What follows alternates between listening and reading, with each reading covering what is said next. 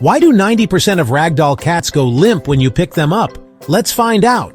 Ragdoll cats are super special, and here's why.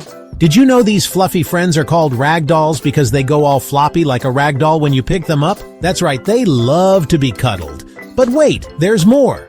Ragdoll cats have the softest fur, almost like a bunny, and their beautiful blue eyes, they sparkle like the ocean. Now, for a secret fact, ragdoll cats are one of the calmest and friendliest cat breeds. They follow their owners around the house like little shadows. It's like having a fluffy best friend. Here's something cool. Ragdoll cats are pretty fancy too. They can cost up to $2,000. And guess what? One of the richest families in the world adopted a ragdoll cat. Can you imagine living that kind of life? Ragdolls are not just pets, they're family. They love to play, snuggle, and bring joy to everyone around them.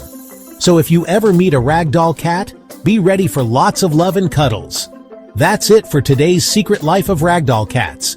Don't forget to follow the Weirdly channel to watch more videos. See you next time, kids.